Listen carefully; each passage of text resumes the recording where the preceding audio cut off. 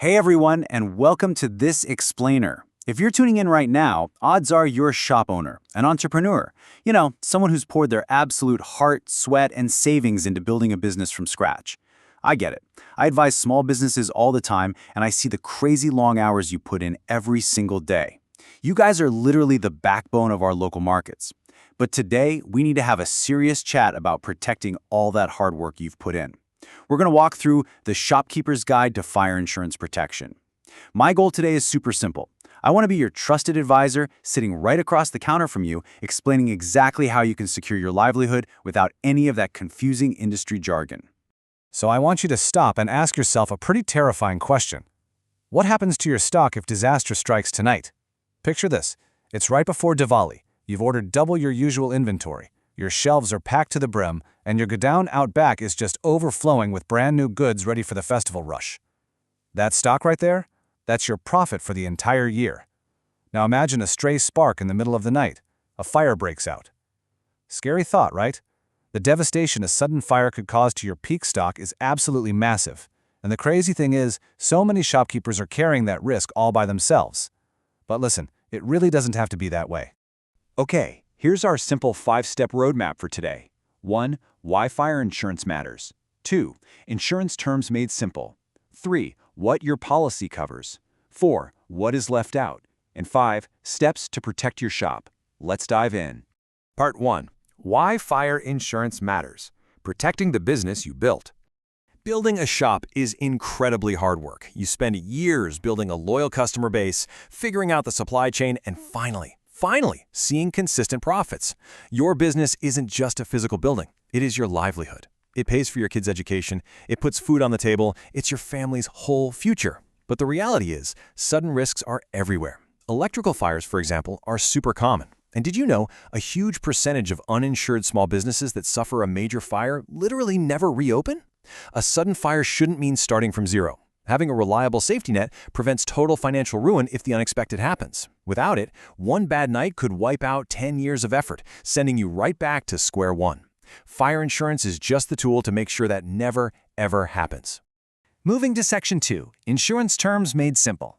Busting the jargon, one word at a time.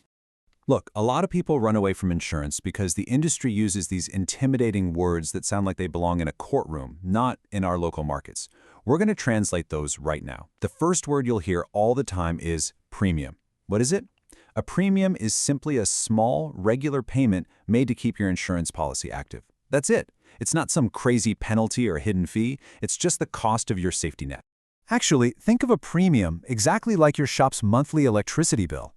Every month you pay the electricity board a bit of money, right? Why? To keep the lights on, the fan spinning, and your business running. A premium is exactly the same concept. It's a small, regular cost to keep your business safe from financial disaster. You're already managing bills like this every single month. This one just happens to buy you total peace of mind. Next up is a term called sum insured. Sounds fancy, but it's simply the maximum amount of money the insurance company will pay you if your shop is damaged. Think of this as the ultimate financial safety net you're buying. If the absolute worst-case scenario happens and your shop burns to the ground, this is the massive rescue fund they'll hand over to you so you can rebuild. When you look at how these two work together, it's pretty awesome.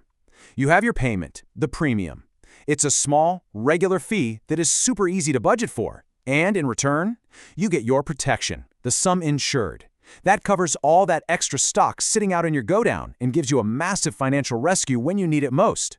Basically, you're trading a tiny, predictable payment for a giant guarantee against unpredictable devastation. Okay, Section 3. What your policy covers. Your ultimate safety net. So, what specific situations are actually protected by this policy? First up, accidental fires. If a fire starts in the kitchen next door and spreads to your shop, you're covered. Second, lightning strikes. We all know how intense the monsoon weather gets here. If lightning hits the building and sparks a fire, you're protected. Third, electrical short circuits. Let's be honest, we've all seen those tangled webs of overhead electrical wires in our busy markets, right? An overloaded socket or a sudden power surge is a massive hazard. If that sparks a fire, the policy steps in. And finally, damage to seasonal stock. Whether it's extra clothing for Eid or expensive electronics for Diwali, this policy protects the actual goods sitting on your shelves that you rely on to make a living. Now for Section 4, what is left out? The fine print explains simply. As your advisor, I'm all about total transparency. Trust is built by knowing exactly what you're getting, but also knowing exactly what you're not getting. While accidental fires, lightning, and electrical shorts are completely covered, there are hard boundaries. For instance, intentional damage is not covered. If someone deliberately sets fire to their own shop just to collect the insurance cash, the policy absolutely will not pay out. That's fraud. Also, if you're storing illegal or banned goods and they get destroyed, the insurance company won't cover that cost either. It's incredibly straightforward. The policy is there to protect honest shopkeepers from genuine accidents. Nothing more, nothing less. Finally, Section 5. Steps to protect your shop. Your simple action plan. All right, it's time to take some real-world action. I want to give you a clear, uncomplicated path forward so you can secure your business today. Here are the 3 simple steps. Honestly, this is easier than doing your monthly inventory. Step 1. Calculate your current stock value. Just walk through your shop and your go-down. Roughly how much did you pay for all the goods sitting right there on the shelves? That number helps determine your sum insured. Step 2. Talk to a trusted local agent. Go to someone in your own neighborhood. Show them your stock value. Because they're local, they actually understand the specific risks in your market.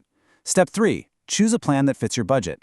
The agent will show you different premiums. Remember, that's just the small monthly fee.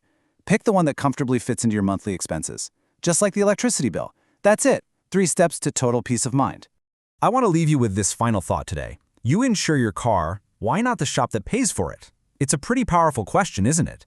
We easily buy insurance for our motorcycles or cars without blinking because the law tells us to, but we often leave the actual engine of our family's wealth completely exposed.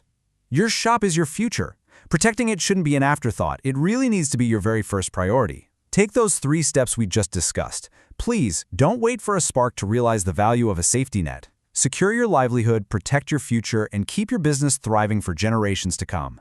Thank you so much for hanging out with me in this explainer today.